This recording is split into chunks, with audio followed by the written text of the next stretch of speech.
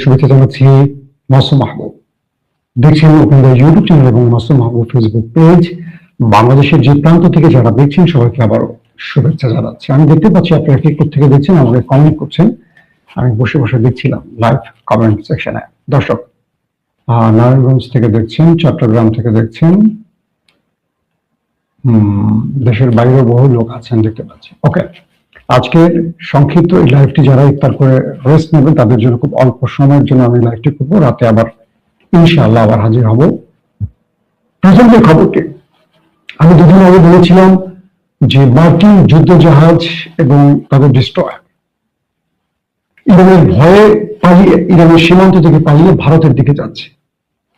অবশ্যই সেটি ভারত মহাসাগরে প্রবেশের পর ইরান 650 কিলোমিটার তাড়া করে সে মার্কিন দুটো ডিস্ট্রয়ারকে, যুদ্ধ জাহাজকে খেয়ে দিয়ে এসছে।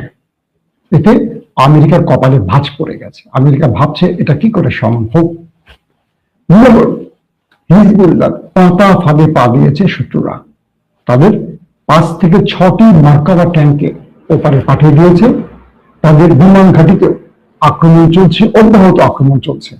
পাশাপাশি খামেনি বাহিনী দখলদার দেশটির ভেতরে সিরিজ মিসাইল এবং ড্রোন অ্যাটাক চালাচ্ছে। আল জাজিরা বলছে প্রতি মুহূর্তে শুধু শব্দ পাওয়া যাচ্ছে বিকট আওয়াজে। অধিকাংশ মানুষ বাংকারে আশ্রয় নিয়ে বসে আছে। সরকারিভাবে বলা হয়েছে সরকারের নির্দেশ ছাড়া কেউ যেন শেল্টার জোন থেকে বেরিয়ে না আসে।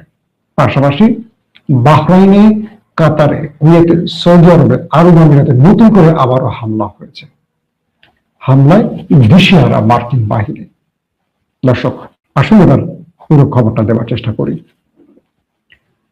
ইরানের কয়েকটি গণমাধ্যম বা সূত্র দাবি করেছে ইরানের সর্বোচ্চ নেতা আয়াতুল্লাহ আলী খামেনির ছেলে মুজতবা খামেনি তিনি নতুন সুপ্রিম লিডার নিযুক্ত হয়েছেন। যদিও ইরানের রাষ্ট্রীয় গণমাধ্যম দাবি করেনি, এটা দাবি করা হয়েছে অন্যান্য গণমাধ্যম থেকে। এবং এই ব্যক্তিকে হত্যার দাবি করেছিল প্রথম ইসরায়েল। অবশেষে জানা গেছে তিনি বেঁচে আছেন এবং বাবার দায়িত্ব তিনি সামলাচ্ছেন। এটা নিয়ে আমি বিস্তারিত আজকের এর আগের যে ভিডিওটা করেছি সেখানে জানিয়েছি আপনাদের। এখনকার পরিস্থিতিটা কি? সাউন্ড কি ক্লিয়ার না?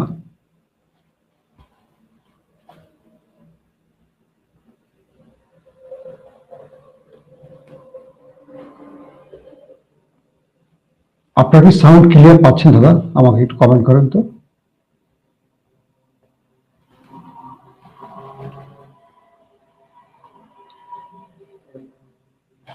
সাউন্ড কি ক্লিয়ার পাচ্ছেন আপনারা? এখন কি পাচ্ছেন? আমাকে একটু কমেন্ট করেন তো ঠিক আছে কিনা সাউন্ড। সাউন্ড নিয়ে খুব ঝামেলা আছে। আমার অনেক রকম ডিভাইস ইউজ করছি কিন্তু সাউন্ডটা কেন যে পারফেক্টলি দিতে পারছি না লাইভে, নাকি লাইভ বাদ দিয়ে আমি রেকর্ডেড ভিডিও করবো। সাউন্ড কি এখন ক্লিয়ার? সবাই শুনতে পাচ্ছেন? আচ্ছা, আমি আবার আপনাদেরকে দিচ্ছি খবর। ওকে ওকে ওকে ওকে আমি আবার আপনাদেরকে সংক্ষিপ্ত ভাষণে বলছি। আমেরিকার যুদ্ধ জাহাজ যখন ইরানের জলসীমা পেরিয়ে পালাতে শুরু করেছে এবং সেটা ভারত সাগরে গিয়ে উঠেছিল, ইরান সেখানে দুটো সিরিজের মিসাইল অ্যাটাক চালিয়েছে। 650 কিলোমিটার দূরে গিয়ে গদর নামের একটি সিরিজ এবং একটি হলো 2000 পাল্লার, একটি হলো 1000 পাল্লার, দুটো সিরিজের মিসাইল দিয়ে হিট করেছে ইরান মার্কিন দুটো জাহাজকে টার্গেট করে। বলা হচ্ছে এই ওয়ারশিপগুলো বা এই ডিস্ট্রয়ারগুলো ইরানি হামলার প্রস্তুতি নিয়ে দূরবর্তী একটি অঞ্চলে অপেক্ষমান ছিল। এরপর সেখানে তেলবাহী জাহাজ এসে সেখানে তেল নিচ্ছিল, জ্বালানি নিচ্ছিল সেই জাহাজ। ঠিক সেই সময় ইরান সেই জাহাজগুলোকে টার্গেট করে এবং ব্যাপক ক্ষতিগ্রস্ত করেছে। আমেরিকা ভাবতে বসে গেছে যে এত দূরে এসে এরকম নিখুঁত টার্গেটে ইরান কি করে আক্রমণ করলো। বলা হচ্ছে যে এই যুদ্ধে যে আজকে 4 দিন বা 5 দিন যাচ্ছে, এর মধ্যে ইরানের আজকের নিশানাটাকে নিয়ে সবচেয়ে বেশি টেনশনে আছে আমেরিকা। কারণ সাগরের মাঝখানে আমেরিকার যুদ্ধ জাহাজ এতটা দূরে ইন্ডিয়ান ওশনে প্রবেশ করে বসে আছে, সেখানে ইরানের জাহাজ, ইরানের মিসাইল এসে এত নিখুঁত ভাবে আক্রমণ করলো, এটা নিয়ে সবাই অবাক। ইভেন আমেরিকা বাকি জাহাজগুলোকে নিরাপদে সরিয়ে নিচ্ছে এই আক্রমণের পর। পাশাপাশি সবচেয়ে বড় আক্রমণটি হয়েছে আজকে বাহরাইনে। বাহরাইনে মার্কিন বাহিনী, পঞ্চম যে বাহিনীটি রয়েছে, তাদের হেডকোয়ার্টারে আজকে আবারও ড্রোন অ্যাটাক করেছে।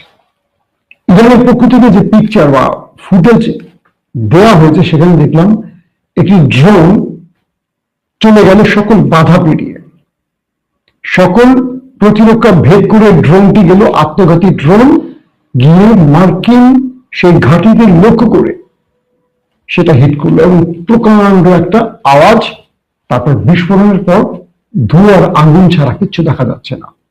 বলা হচ্ছে সেখানে অনেক মার্কিন সেনার উপস্থিতি ছিল। এখন পর্যন্ত হতাহতের কোনো খবর পাওয়া যায়নি। আজকে বাহরাইনে ব্যাপক অ্যাটাক করছে। এখন প্রশ্ন করতে পারেন, বাহরাইনে এত অ্যাটাক চলছে কেন? উপমহাদেশে, অর্থাৎ উপমহাদেশ না, মধ্যপ্রাচ্যে সবচেয়ে বেশি বড় অঞ্চল জুড়ে মার্কিন উপস্থিতি হলো বাহরাইনে। বলা হচ্ছে Bab el Mandeb, Gulf of Aden, Red Sea, লোহিত সাগরে বা পুরো সাগরে প্রায় 90% জ্বালানি, পৃথিবীর 90% জ্বালানি বাহরাইনের এই জলসীমার উপর দিয়ে যেতে হয়। এবং এখানে মার্কিন যে ফিফথ ঘাঁটিটি রয়েছে, নেভাল ঘাঁটিটি রয়েছে, তার বিশাল কার্যক্রম আছে এবং পুরো পৃথিবীকে কন্ট্রোল করে, অর্থাৎ সাগরে পুরো পৃথিবীকে বাহরাইনের এই সীমানা থেকে বা এই অঞ্চল থেকে আমেরিকা কন্ট্রোল করে থাকে। পুরো 31টি দেশকে পর্যবেক্ষণ করে আমেরিকা এখানে বসে। ইরান সেই জায়গাটাতে এখন টার্গেট করে হিট করছে, আর এতে করে মার্কিনিরা অনেক বেশি চাপে পড়ে গেছে।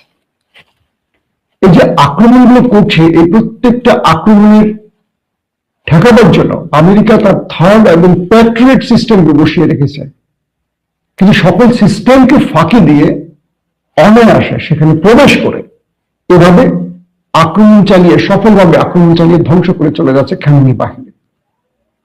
বাহরাইনে এটা ছাড়াও আরো একাধিক টার্গেটে হিট করেছে ইরানের মিসাইল।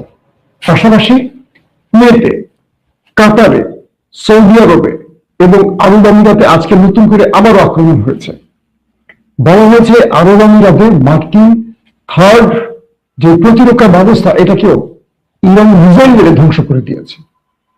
পুরো আরব আমিরাতকে এখান থেকে বসেই রক্ষা করত আমেরিকা, এবং এই থার্ড সিস্টেম দিয়ে আরব আমিরাতের উপরে আক্রমণ মোকাবেলার জন্য প্রস্তুত ছিল তারা। সেই সিস্টেমটাকে আবার নতুন করে ধ্বংস করে দিয়েছে। এখন আরব আমিরাত তার চোখে কিছু দেখছে না। এখন ইরানের মিসাইল বা ড্রোন এসে অনায়াসে আক্রমণ করতে পারছে। পাশাপাশি এর আগে বুলেটিনে বলেছি, আরব আমিরাতে মার্কিন কনসুলেটকে উড়িয়ে দিয়েছে খামেনি বাহিনী। সৌদি আরবে নতুন করে আক্রমণ হয়েছে। কাতার এবং কুয়েতেও ব্যাপক আক্রমণ এখনো অব্যাহত আছে। আপনাদেরকে আগে বলেছিলাম যে মার্কিন 27টি ঘাঁটি আক্রমণ কিন্তু শেষ, অর্থাৎ মধ্যপ্রাচ্যে যে 27টি ঘাঁটি ছিল মার্কিনদের, মোটামুটি সবগুলিতে আক্রমণ করছে এবং প্রত্যেকটাই ধ্বংস করে ফেলেছে। এখন সোনার ছেলেরা, ট্রাম্পের সোনার ছেলেরা পালিয়ে বেড়াচ্ছে, কখনো হোটেলে, কখনো এখানে সেখানে, তার আত্মগোপনে আছে। এবং বলা হচ্ছে যে আমেরিকা থেকে বিশেষ বিমানে করে তাদের জনগণ এবং সেনাদের সরিয়ে নেওয়ার কাজ শুরু হচ্ছে। তো এই সময় কিছু জাহাজ ইরানের হাত থেকে বাঁচার জন্য ইন্ডিয়ান ওশানে চলে গেছে, সেখানে ইরান ধোলাই চালিয়ে আসছে। এই পরিস্থিতির মধ্যে আসলে বেকুব হয়ে গেছে ট্রাম্প, এখন কি করবেন। পাশাপাশি ইরানের বিপ্লবী গার্ড বাহিনী দাবি করেছে যে তারা আজকে দুই শত্রুর, আমেরিকা এবং ইসরায়েলের বেশ কিছু ড্রোনকে তারা কবজা নিয়েছে এবং অনেকগুলো আক্রমণকে তারা প্রতিহত করেছে। শুধু তাই নয়, আল জাজিরা বলছে যে সিরিজ অ্যাটাক চলছে ওই নেতা কাকুর বাড়িতে, অর্থাৎ পুরো শহরটিতে সিরিজ সাইরেন বাজছে আর হামলার ঘটনা ঘটছে। বিকট আওয়াজ পাওয়া যাচ্ছে, কে বলছে? Al Jazeera. এবং বিভিন্ন শহর থেকে শুধু ধোঁয়া উঠতে দেখা যাচ্ছে। সেই দেশটির ফায়ার ব্রিগেড, জরুরি সেবা প্রতিষ্ঠানগুলো মানুষকে উদ্ধারে কাজ করছে, আগুন নেভানোর কাজে ব্যস্ত আছে। সেই দেশটি নেতাকাকুর দেশের মানুষ বলছে তারা এরকম ভয়াবহ গজব এর আগে কখনো দেখেন। এই পরিস্থিতিতে এক বাক্যে বলতে পারি, ইরান তার সুপ্রিম কমান্ডারকে হারিয়ে যে অ্যাটাক শুরু করছে এটা কারো স্বপ্নে বা কল্পনাতেও ছিল না। মার্কিন গণমাধ্যমগুলো দাবি করছে যে ট্রাম্প যুদ্ধটা শুরুর আগে তার জনগণকে বা সিনেটকে বা তার জনগণদেরকে যে আশ্বাস দিয়েছেন তিনি সেখান থেকে সরে গেছেন। তিনি বলছিলেন এই লড়াইটা হবে সর্বোচ্চ 3 দিনের, কারণ ইসরায়েল ট্রাম্পকে বুঝিয়েছিলেন যে ইরানের সর্বোচ্চ নেতা বা তাদের সেনাবাহিনী বা আইআরজিসির শীর্ষ নেতাদের মারতে পারলে পুরো বিষয়টি তাদের কন্ট্রোলে চলে আসবে। কিন্তু ঘটেছে তার পুরো উল্টোটা।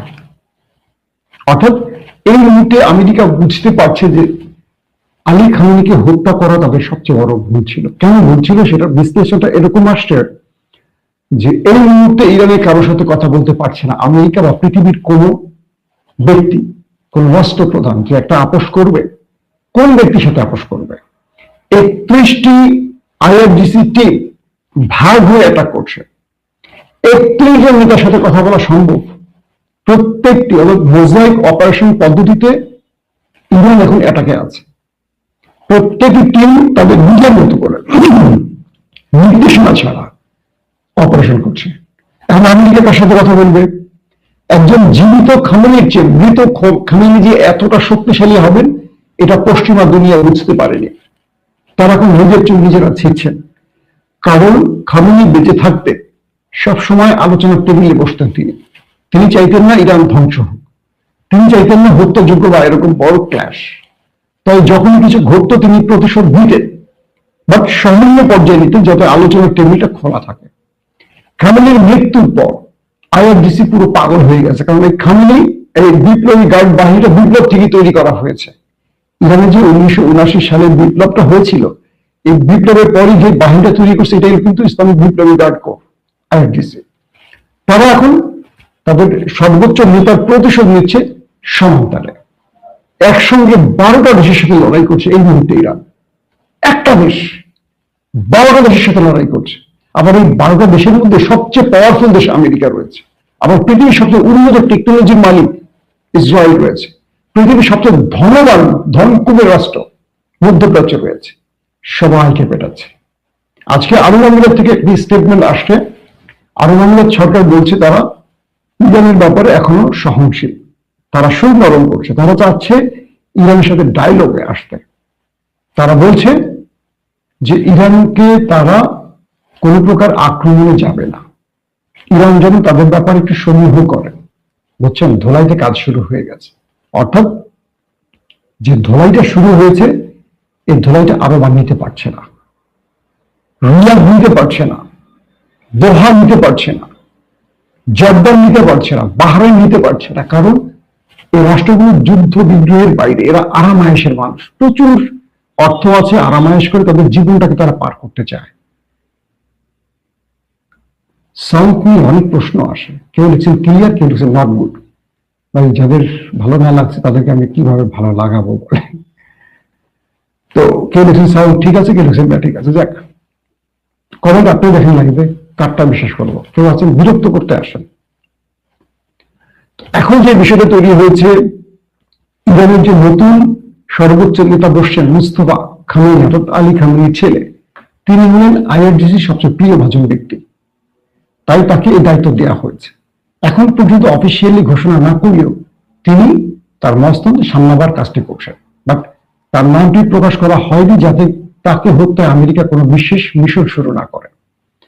বলা হচ্ছে এই মুহূর্তে ইরান কয়েক বছরের পরিকল্পনা নিয়ে মাঠে নেমেছে। একদিকে তারা আমেরিকা ইসরায়েলের স্থলে অভিযান ঠেকাবার জন্য পরিকল্পনা তৈরি করছে, অর্থাৎ ওই পথগুলোতে মাইন পোতার কাজ করছে। পাশাপাশি তারা রকেট লঞ্চার গুলো বা তাদের যে মিসাইল গুলো ছুটতে হয় যে বিশেষ যান্ত্রিক করে, এগুলোকে প্রতি মুহূর্তে চেঞ্জ করছেন। চেঞ্জ মানে কি, তারা কখনো ধরেন ইস্পাহান থেকে মারছেন, কখনো নাতাজ অঞ্চলে চলে যাচ্ছেন, কখনো ফোর্দা অঞ্চলে চলে যাচ্ছেন, কখনো তারা তেহরান থেকে বেরিয়ে যাচ্ছেন। তেহরানের ব্যাপক অ্যাটাক চলছে, ব্যাপক ব্যাপক মানে ব্যাপক অ্যাটাক চলছে। তারপরও ইরান থামছে না। 1000-এর অধিক ইরানি প্রাণ হারিয়েছে এই পর্যন্ত আল জাজিরার তথ্য মতে। কিন্তু ইরান বলছে আমরা কোনো আলোচনায় যেতে রাজি না। তারা যেটা শুরু করেছে, তারা বুলেট দিয়ে শুরু করেছে, আমরা বুলেট দিয়ে শেষ করব। কে বলছে? ইরান। এই পরিস্থিতির মধ্যে এখন ভয়াবহ আকার ধারণ করেছে। কোন দিক থেকে কুল কিনারা পাওয়া যাচ্ছে না। পুরো হরমুজ প্রণালী বন্ধ করে দিয়ে তেলের বাজার উঠে গেছে আসমানে। ইউরোপ গ্যাস পাচ্ছে না, গ্যাস সংকটে ইউরোপ পড়ে গেছে। পুরো পৃথিবী এই যুদ্ধের পর আমেরিকাকে দায়ী করছে, যে জাতিসংঘ পর্যন্ত বলছে যে ইরানের এই যুদ্ধটা ছিল অন্যায় যুদ্ধ, এবং একটি স্কুলে 200 অধিক শিশুকে হত্যার কারণে পৃথিবীর সভ্য দেশগুলো ট্রাম্পের দিকে আঙুল তুলছে, বলছে যে এটা কোনোভাবে বা এই যুদ্ধটাকে কোনোভাবে ন্যায়সঙ্গত যুদ্ধ বলা যায় না। স্পেন ইউরোপের দেশ স্পেন বলছে যে ইরান আলোচনার টেবিলে ছিল, কিন্তু সেই আলোচনার টেবিলের থেকে যুদ্ধ চাপিয়ে দিয়েছে আমেরিকা ইরানের উপর। এটা শুধু একটি দেশকে খুশি করার জন্য এই কাজটি করা হয়েছে, এবং সিনেটে ভোটাভুটি শুরু হয়েছে যে যুদ্ধ চলবে কি চলবে না। এবং প্রেসিডেন্ট যে যুদ্ধের ক্ষমতা রাখে, প্রেসিডেন্টের ক্ষমতা কমানোর জন্য ইতিমধ্যে মার্কিন সিনেটে ভোটাভুটি শুরু হয়ে গেছে। অর্থাৎ এই ভোটাভুটিতে প্রেসিডেন্টের ক্ষমতা কেড়ে নেওয়ার জন্য সিনেটররা এখন কাজ করছে। পাশাপাশি মার্কিন গণমাধ্যমগুলো, মার্কিন বিভিন্ন পজিশনগুলো ভোটাভুটি করছে। অধিকাংশ মানুষ যুদ্ধের বিপক্ষে বা ট্রাম্পের এই নীতির বিরুদ্ধে দাঁড়িয়ে গেছে। ট্রাম্প একটা বড় মাইন্ডে চেপে আটকে গেছে। এখান থেকে ট্রাম্পকে এখন উদ্ধার হওয়া খুবই কঠিন কাজ। পাশাপাশি সেই দেশটির মধ্যে নেতাকাকুর বাড়িতে যে আক্রমণ চলছে, সেখানকার যে লেটেস্ট আপডেট, শহরের পর শহর ধূলিসাৎ করে ফেলছে ইরানের মিসাইল গুলো। এবং সবচেয়ে দুঃখজনক তাদের জন্য, তারা যে গর্ব করতে প্যাট্রিয়ট বা আয়রন ড্রোন বা থার্ড প্রতিরক্ষা ব্যবস্থাগুলো সব ব্যর্থ হয়ে যাচ্ছে। না ইসরায়েলে, না সৌদি, কাতার, কুয়েত, জর্দান, বাহরাইন, আরব আমিরাতে কেউ প্রতিরক্ষা ব্যবস্থা দিয়ে কিছু করতে পারছে না। ইরানের পক্ষ থেকে আবারও বলা হচ্ছে তাদের ভান্ডারে কয়েক হাজার শুধু ড্রোন আছে, তারা এই ড্রোন দিয়ে আরো দীর্ঘ সময় এই যুদ্ধ টেনে নিতে পারবে। তাদের ভান্ডারে প্রতি মুহূর্তে নতুন নতুন মিসাইল আসতেছে। এখন ফুল টাইম মিসাইল এবং ড্রোন তৈরি করছে। ইরান বলছে আমাদের যুদ্ধ বিমান লাগবে না, আমরা ড্রোন এবং মিসাইল দিয়ে শত্রুকে পরাজিত করব। এই পরিস্থিতিতে পৃথিবী নতুন করে তৃতীয় বিশ্বযুদ্ধের দিকে হাঁটতে শুরু করছে। এখন পর্যন্ত আরব ইরানের বিরুদ্ধে সিদ্ধান্ত নিতে পারছে না। তারা নেপথ্যে বিভিন্ন রাষ্ট্রকে, চীন, রাশিয়াকে ব্যবহার করছে আলোচনা করে তাদের পিঠ বাঁচাবার জন্য, যে তোমরা আমাদের পিঠটার নামের ওদেরকে প্রয়োজনে মারো। আর ইরান প্রথমে মার্কিন ঘাঁটিগুলোকে উড়িয়ে দিয়ে এবার সেই রাষ্ট্রগুলোর মধ্যে ইসরায়েলি, আমেরিকার প্রতিষ্ঠানগুলোকে টার্গেট করছে। যেখানে সেনারা পালাতে সেখানে যাচ্ছে। এভাবেই একটার পর একটা আক্রমণ চলছে। পাশাপাশি হিজবুল্লাহর সাথে, অর্থাৎ লেবাননের হিজবুল্লাহর সাথে দখলদারদের শুরু হয়ে গেছে ফাইট। সেখানে প্রচুর মার্কাবা ড্রোন ওপারে পাঠিয়ে দিয়েছে হিজবুল্লাহ, এবং তাদের বিমান ঘাটির মধ্যেও হিট করছে। হাইফাতেও সিরিজ অ্যাটাক করছে হিজবুল্লাহ, অর্থাৎ দখলদারদেরকে আবারও পাগল করে ছাড়ছে এই মুহূর্তে এই ইরানি প্রক্সি বাহিনী। দর্শক, এখনকার মতো বিদায় নিচ্ছি। ইনশাআল্লাহ রাত 10টা থেকে 11টার মধ্যে আবারও হাজির হবো আপনাদের সামনে। সেই পর্যন্ত প্রত্যেকে ভালো থাকবেন, আমার জন্য দোয়া করবেন। চ্যানেলটি ভালো লাগলে অবশ্যই সাবস্ক্রাইব করবেন। বিদায় নিচ্ছি এখনকার মতো। আল্লাহ হাফিজ।